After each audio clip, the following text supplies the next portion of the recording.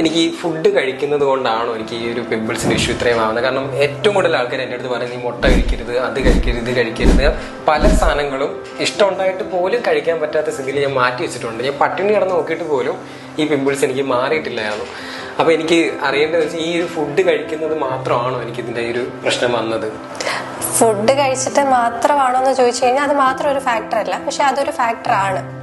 ഒരുപാട് ഫാക്ടേഴ്സിലുള്ള ഒരു ഫാക്ടറാണ് ഫുഡ് എന്ന് പറയുന്നത്. ഈ ഹൈ ഗ്ലൈസെമിക് അല്ലെങ്കിൽ ഒത്തിരി ഷുഗറി ആയിട്ടുള്ള ഫുഡ്, അല്ലാന്നുണ്ടെങ്കിൽ ഒത്തിരി ഫാറ്റ് കണ്ടന്റ് ഉള്ള ഫുഡ്, ചിലർക്ക് നട്ട്സ്, ഡയറി പ്രോഡക്ട്സ് എന്ന് വെച്ചാൽ പാൽ അല്ലെങ്കിൽ പാലടങ്ങുന്ന സാധനങ്ങൾ, ഇതൊക്കെ കഴിക്കുമ്പോഴത്തേക്കും ഫ്ലെയറപ്സ് വരും. പക്ഷെ അതുകൊണ്ട് മാത്രമാണ് ആക്നെ വരുന്നത്, അല്ലെങ്കിൽ ഇത് മാത്രം സ്റ്റോപ്പ് ചെയ്ത് കഴിഞ്ഞാൽ ആക്നെ റിസോൾവ് ചെയ്യണമെന്നില്ല.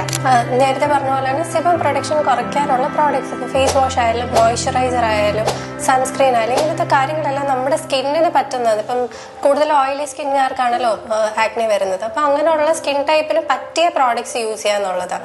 പിന്നെ ഒരുപാട് ചിലർ ഭയങ്കരമായിട്ട് സ്ക്രബ് ചെയ്യും, എക്സ്ഫോളിയേഷൻ ചെയ്യും, അതേപോലെ നമ്മുടെ സ്കിന്നിന് ഇണങ്ങാത്ത സംഗതികൾ ഇടുമ്പോഴും ഇതെല്ലാം ഫ്ലെയറപ്പിനുള്ള റീസൺസ് ആണ്.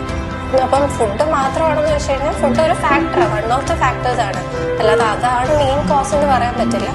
അതും നമുക്ക് ഇതിൻ്റെ കൂടെ നമ്മളിപ്പോൾ ഒരു ട്രീറ്റ്മെൻറ്റ് അല്ലെങ്കിൽ ഒരു സ്കിൻ കെയർ റൊട്ടീൻ എടുക്കുമ്പോഴത്തേക്ക് അതിൻ്റെ കൂട്ടത്തിൽ കൺട്രോൾ ചെയ്ത് പോകേണ്ട ഒരു കാര്യമാണ് ഫുഡ്.